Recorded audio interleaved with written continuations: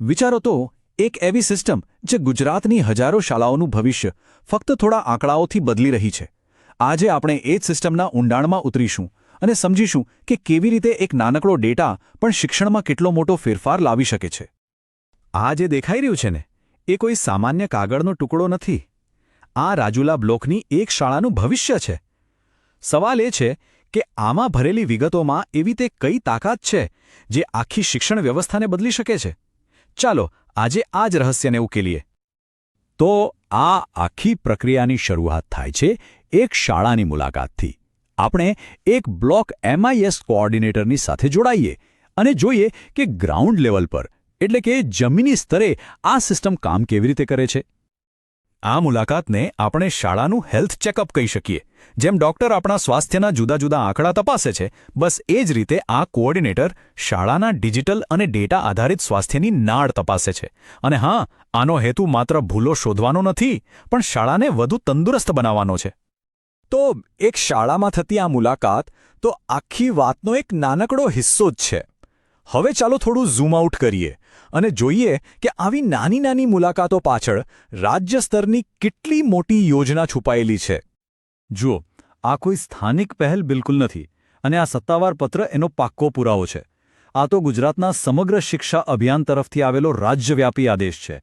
આ એ બતાવે છે કે આ મોનિટરિંગ પ્રક્રિયાને ઉચ્ચ સ્તરેથી કેટલી ગંભીરતાથી લેવામાં આવી રહી છે. આ આખી સિસ્ટમનું સંચાલન થાય છે વિદ્યા સમીક્ષા કેન્દ્રમાંથી, અને એમનો મુખ્ય સિદ્ધાંત છે જસ્ટ ઇન ટાઈમ હસ્તક્ષેપ. હવે આનો મતલબ શું? મતલબ એ કે ધારો કે કોઈ શાળામાં વિદ્યાર્થીઓની હાજરી અચાનક ઘટવા લાગે તો સિસ્ટમ તરત જ એલર્ટ થઈ જાય છે, જેથી સમસ્યા મોટી થાય એ પહેલાં જ એનું નિરાકરણ લાવી શકાય. એટલે કે આગ લાગ્યા પછી કૂવો ખોદવા જેવું નહીં, પણ આગ લાગે જ નહીં એની તકેદારી રાખવા જેવું કામ છે આ. આખી સિસ્ટમનો જે સાર છે ને, તે આ એક જ વાક્યમાં સમાઈ જાય છે: મોનિટરિંગ એ ડેટા આધારિત સુધારણા માટેનો એક વ્યૂહાત્મક અભિગમ છે. આનો સીધો સાદો અર્થ એ છે કે આ માત્ર તપાસ નથી, પણ ડેટાનો ઉપયોગ કરીને શાળાને સતત બહેતર બનાવવાની એક પાક્કી રણનીતિ છે. ચાલો ફરીથી પેલી શાળામાં પાછા જઈએ અને જોઈએ કે આ હેલ્થ ચેકઅપનું પહેલું પગલું શું છે. તો એ છે શાળાના ડિજિટલ સાધનોની તપાસ. અહીં જોઈ શકાય છે કે દરેક વસ્તુની કેટલી બારીકાઈથી નોંધ લેવાઈ રહી છે. કોમ્પ્યુટરથી લઈને LCD મોનિટર સુધી બધું જ. પણ આવું શા માટે? કારણ કે જો એક પણ સાધન બરાબર કામ ન કરતું હોય તો એની સીધી અસર વિદ્યાર્થીઓના શિક્ષણ પર પડે છે. આ ડેટા એ સુનિશ્ચિત કરે છે કે દરેક સાધનનો પૂરેપૂરો ઉપયોગ થાય. હવે એ જ ફોર્મના ડેટાને આ સરળ ટેબલમાં જોઈએ. અહીં તરત જ ખબર પડી જાય છે કે કોમ્પ્યુટરને મદદની જરૂર છે. ભલે આ માહિતી નાની લાગે, પણ એ ખૂબ જ મહત્વની છે.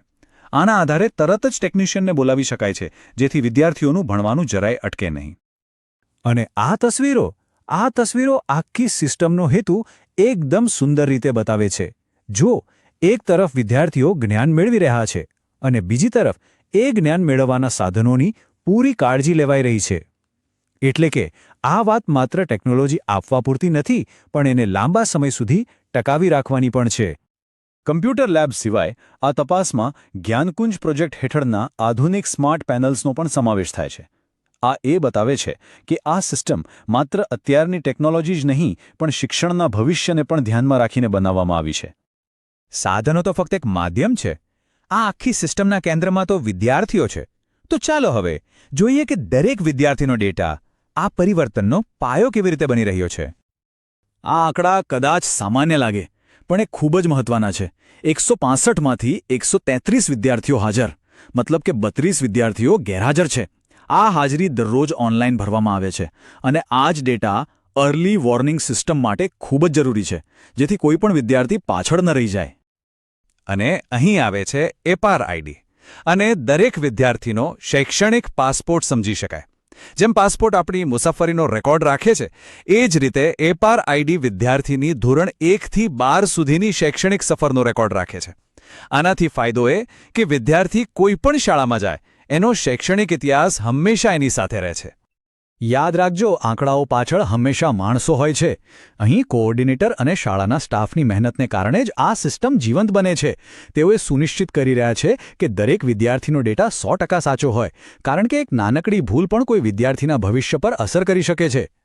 આ ચેકલિસ્ટ બતાવે છે કે ડેટાની ચકાસણી કેટલી ઊંડાણપૂર્વક થાય છે. શાળાની પ્રોફાઇલથી લઈને શિક્ષકો અને વિદ્યાર્થીઓના ડેટા સુધી કશું જ બાકી રહેતું નથી. અને ડિજિટલ યુગમાં પણ ફિઝિકલ રેકોર્ડનું મહત્વ ઓછું નથી થયું, જે આ સિસ્ટમની મજબૂતી દર્શાવે છે. તો આટલી બધી મહેનત, આટલો બધો ડેટા, પર આ બધાનું પરિણામ શું આવ્યું? શું ખરેખર કોઈ ફેર પડ્યો? ચાલો હવે જોઈએ આ મુલાકાતનો અસલી જાદુ. જરા આ ટેબલ પર નજર કરો. મુલાકાત પહેલા ડેટામાં ગડબડ હતી, રજિસ્ટરની હાલત ખરાબ હતી અને વિદ્યાર્થીઓને સરકારી યોજનાઓની પૂરતી જાણકારી નહોતી. પણ માત્ર એક મુલાકાત પછી આખું ચિત્ર જ બદલાઈ ગયું. ડેટા 100% સાચો બન્યો, લેબ વ્યવસ્થિત થઈ ગઈ અને 19 નવા વિદ્યાર્થીઓએ સ્પર્ધાત્મક પરીક્ષા માટે ફોર્મ ભર્યા. આ છે ડેટાની તાકાત, સીધો, નક્કર અને તાત્કાલિક પ્રભાવ. અને અંતે આ એક આંકડો જે બધું જ કહી દે છે: 0. આ વર્ષે આ શાળામાંથી એક પણ વિદ્યાર્થીએ શાળા છોડી નથી. અર્લી વોર્નિંગ સિસ્ટમને કારણે જે વિદ્યાર્થીઓ શાળા છોડી શકે તેમ હતા, તેમને સમયસર ઓળખી લેવાયા અને તેમને જરૂરી મદદ કરવામાં આવી. આ જ તો આ સિસ્ટમની સાચી સફળતા છે. તો આ આખી પ્રક્રિયાનો સાર શું છે? એ સજા કરવાનો નથી, પણ સાથ આપવાનો છે. આનો હેતુ ભૂલો પકડવાનો નથી, પણ હાથ પકડીને શાળાઓને સાચો રસ્તો બતાવવાનો છે. આ એક એવી સિસ્ટમ છે જે શિક્ષકોને વધુ મજબૂત બનાવે છે અને શાળાઓને સતત સુધારા માટે પ્રોત્સાહિત કરે છે.